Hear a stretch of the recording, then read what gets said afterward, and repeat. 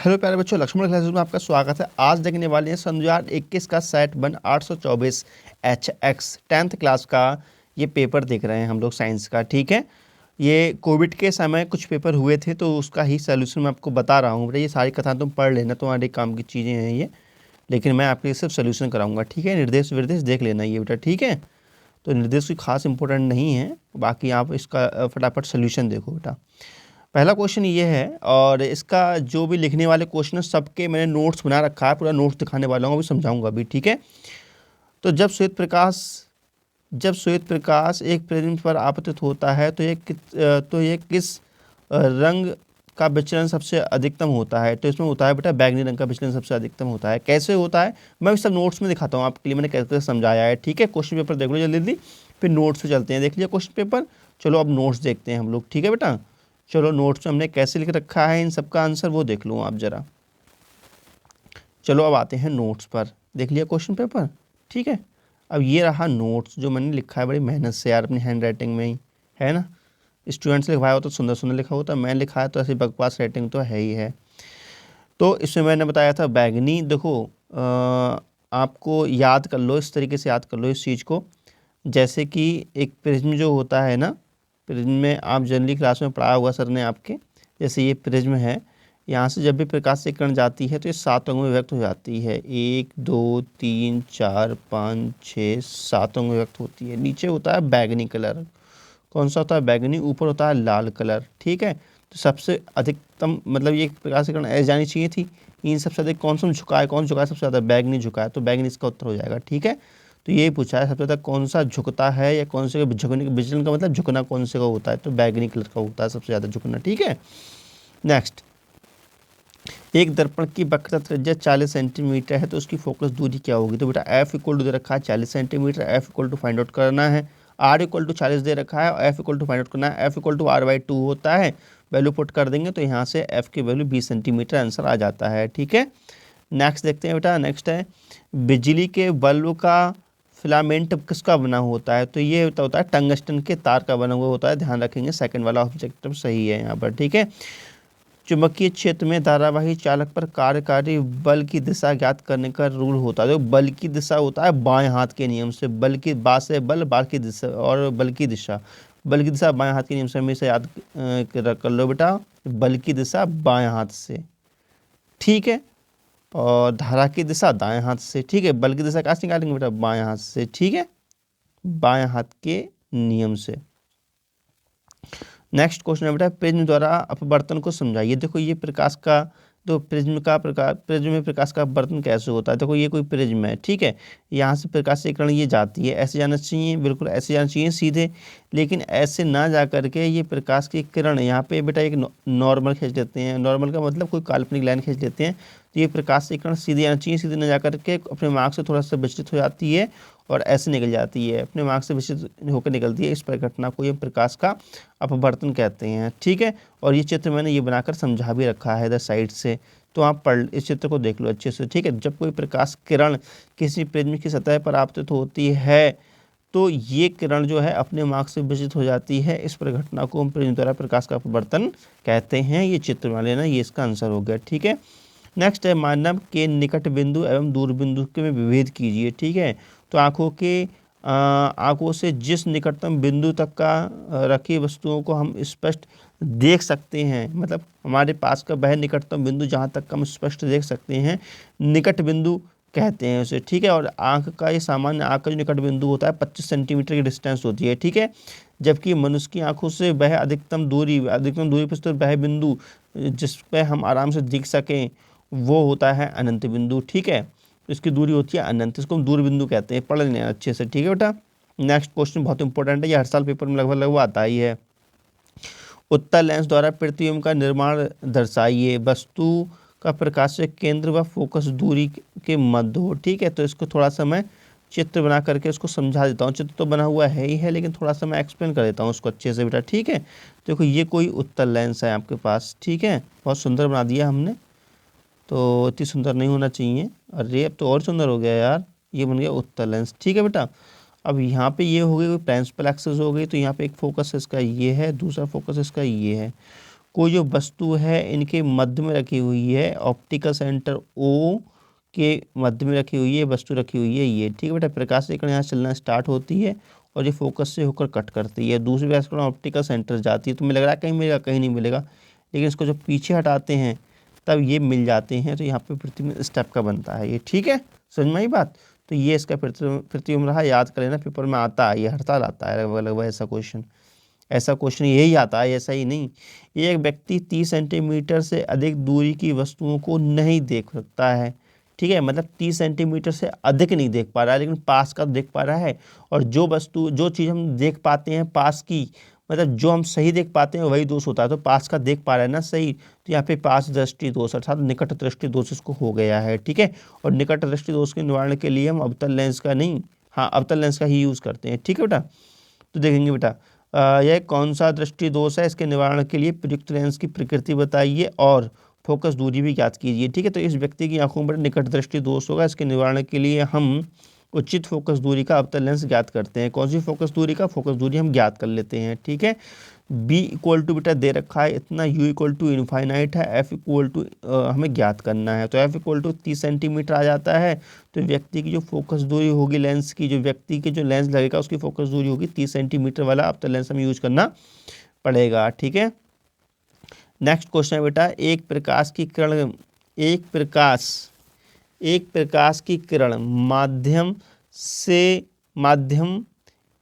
माध्यम एक से चलकर चित्रानुसार माध्यम 2 में प्रवेश कर रही है। बेटा देखो माध्यम 1 से माध्यम 2 में प्रवेश कर रही है, ठीक है। माध्यम 1 यह है, मान लीजिए वायु है, माध्यम 2 जो है वो कांच है, ठीक है, इसमें प्रवेश कर रही है, ठीक है। कौन सा सघन माध्यम है पूछा है, तो इन दोनों में से कौन सा माध्यम है, और ये चित्र क्वेश्चन में दे रखा है, मेरे पास नहीं लिखा है, पूछा है कौन सा सघन माध्यम है। माध्यम 1 के सापेक्ष माध्यम 2 का वर्तांक ज्ञात कीजिए, ठीक है बेटा। कह रहा है कौन सा सघन माध्यम है, तो मैं बताऊँ जिसमें बेटा कोण, देखो अगर प्रकाश से किरण, अगर देखो यहाँ पे जो आई है वो कम है, आर ज़्यादा, इसलिए ये सघन माध्यम होगा, ठीक है, क्लियर। देखो जिसमें प्रकाश से, अगर कोई प्रकाश से किरण देखो माध्यम 1 से जब 2 में जाती है, अविलंब से अगर दूर हटती है तो पहला माध्यम सघन होगा, ठीक है।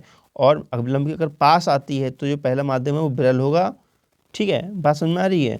मतलब बात ये, जहाँ कोण छोटा होता है वो कौन सा माध्यम होता है, वो वहाँ पे वो सघन माध्यम ही होता है, ऊपर वाला सघन माध्यम होगा यहाँ पर, ठीक है। तो कह रहा है कि कोण याद कीजिए, ठीक है। तो बेटा देखो ANG equal to sine i upon sine r, तो साइन 30 अपॉन साइन 45 लगा देंगे, 30 की वैल्यू 1/2 होती है, 45 की वैल्यू 1/√2 होती है, तो यहाँ से कट जाएगा, तो ये आ जाएगा ANG equal to 1/√2। Next question देखते हैं, किसी चालक तार का प्रतिरोध किन किन कारकों पर निर्भर करता है। तो मैं आपको बता दूं बेटा, प्रतिरोध जो होता है वो प्रतिरोध equal to rho into L upon A होता है। रो क्या है, रो किसी पदार्थ की प्रकृति को प्रदर्शित करता है यहाँ पे। तो यहाँ पे जो रो जो पदार्थ जो आर है वो 3 चीज़ों पर डिपेंड करता है, कौन से, लंबाई पर, तार की लंबाई पर, और तार की मोटाई के व्युत्क्रमानुपाती होता है, और पदार्थ की प्रकृति के समानुपाती होता है, अर्थात, ठीक है।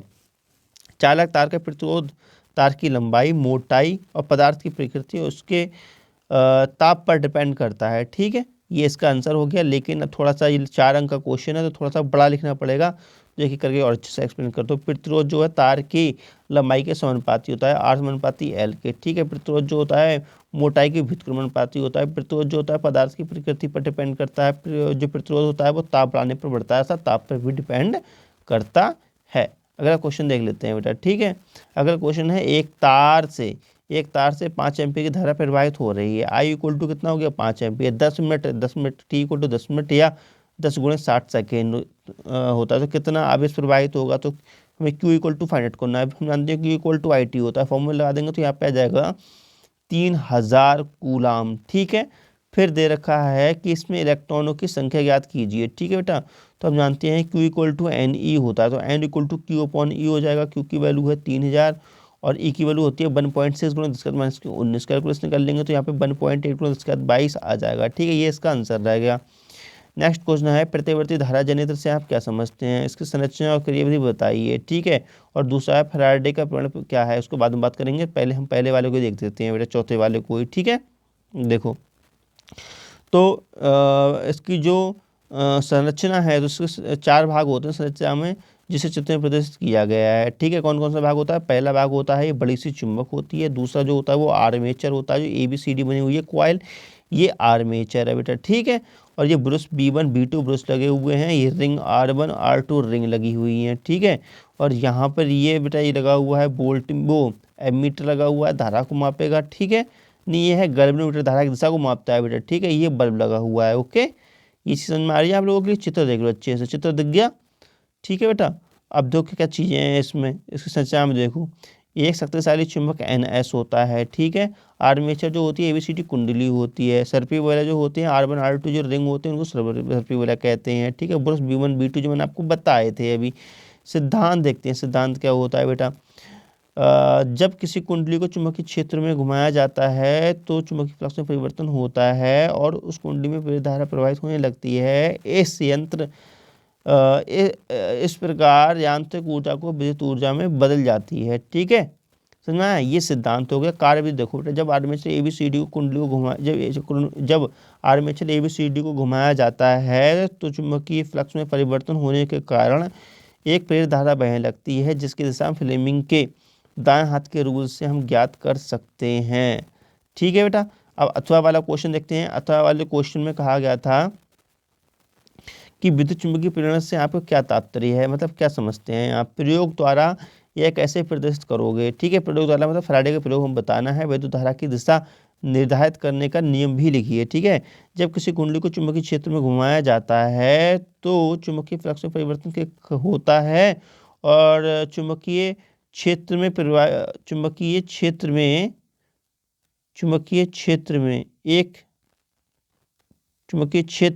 एक प्रेरित धारा उत्पन्न हो जाती है। इस घटना को विद्युत चुंबकीय प्रेरण कहते हैं। ठीक है बेटा, इसमें थोड़ा सा मिस्टेक लिखा हुआ है, मिस्टेक क्या लिखा हुआ है ध्यान समझेंगे। तो फिर समझाता हूँ बेटा। जब किसी कुंडली को चुंबकीय क्षेत्र में घुमाया जाता है तो चुंबकीय फ्लक्स में परिवर्तन होने के कारण परिवर्तन होता है, जिस कारण कुंडली में, ठीक है बेटा, यहाँ कुंडली कर लो तो सही हो जाएगा अभी ये। ठीक है, तो कुंडली लिख लो बेटा। तो कुंडली में ठीक है, आप सीए तो कुंडली में एक प्रेरित धारा उत्पन्न हो जाती है। इस घटना को हम क्या कहते हैं? चुंबकीय प्रेरण कहते हैं। ये मिस्टेक थी इसमें। ठीक है, इसको हम फैराडे के एक्सपेरिमेंट द्वारा समझ सकते हैं। तो फैराडे का एक्सपेरिमेंट देखो बेटा, फैराडे ने क्या काम किया, एक टेबल ली और टेबल पे 2 कॉइल फिट की। ठीक है, इसमें बैटरी लगी हुई है, कुंजी लगी हुई है। इसमें कोई बैटरी नहीं है, कोई कुंजी नहीं, खाली गैल्वेनोमीटर लगा हुआ है। तो क्या होता है, जैसे यहाँ चटकनी दबाई जाती है, कुंजी ऑन की जाती है, बैटरी लगाई जाती है, तो इसमें एक धारा उत्पन्न हो जाती है। धारा के कारण जैसे धारा इसमें उत्पन्न होती है तुरंत यहाँ गैल्वेनोमीटर यहाँ पे हिलता है। तो कहने का मतलब ये है, चुंबकीय क्षेत्र यहाँ उत्पन्न करने से बेटा, जैसे धारा उत्पन्न होती है चारों ओर चुंबकीय क्षेत्र उत्पन्न होता है। चुंबकीय क्षेत्र में परिवर्तन होने के कारण अर्थात चुंबकीय फ्लक्स में परिवर्तन होने के कारण एक इसमें धारा प्रवाहित हो जाती है। यही तो समझाया था मैं आपके लिए, इसको प्रेरण प्रभाव कहते हैं। ठीक है, तो इसको देखो मैंने समझा दिया गया है। फैराडे ने इस प्रयोग में 50 से 100 फेरों वाली 2 कुंडलियाँ लीं और उन्हें एक स्थान पर फिक्स कर दिया। कॉइल 1 में बैटरी और कुंजी लगा दी गई है। ठीक है, तो कॉइल 1 में बेटा इसमें देखो बैटरी और कुंजी लगा दी गई है, दूसरे में सिर्फ गैल्वेनोमीटर लगाया गया है। ठीक है, गैल्वेनोमीटर फिक्स कर दिया गया है। इन्होंने कॉइल 1 में कुंजी लगाई तो कॉइल 2 में एक गैल्वेनोमीटर में विक्षेप उत्पन्न हुआ, अर्थात इन्होंने यह निष्कर्ष निकाला कि चुंबकीय फ्लक्स में परिवर्तन करने के कारण धारा उत्पन्न हो रही है, चुंबकीय गति पर नहीं। ठीक है, तो चुंबकीय गति करने से कोई नहीं होगा, चुंबकीय फ्लक्स में परिवर्तन से ही धारा उत्पन्न होती है। इस बात के लिए उन्होंने समझा दिया। ठीक है, अब जो धारा उत्पन्न हुई है इसकी हम दिशा कैसे याद करेंगे? देखो बेटा, धारा की दिशा निर्धारित करने का नियम। ठीक है, फ्लेमिंग के दाएं हाथ का नियम। ठीक है, इस नियम के अनुसार यदि हम दाएं हाथ का अपने अंगूठा और उसके पास वाली तर्जनी उंगली और मध्यमा उंगली को इस प्रकार फैलाएं कि वे तीनों एक दूसरे के लंबवत रहें, तो यदि अंगूठे के पास वाली उंगली और चुंबकीय क्षेत्र की दिशा को प्रदर्शित करे तो अंगूठा चालक की गति को प्रदर्शित करता है, तो मध्यमा उंगली चालक में प्रेरित धारा की दिशा को बताएगी। ठीक है बेटा, तो ये आपका खंड का सॉल्व हो चुका है, अर्थात फिजिक्स सॉल्व कर चुके हैं। केमिस्ट्री जो है अगले लेक्चर में सॉल्व करेंगे खंड खा में। ठीक है बेटा, तो वीडियो अच्छी कर दीजिए, लाइक प्यार से कर दीजिए, कमेंट में मिलते हैं बेटा नेक्स्ट वीडियो में। नमस्कार, जय हिंद, वंदे मातरम, बाय बाय बेटा।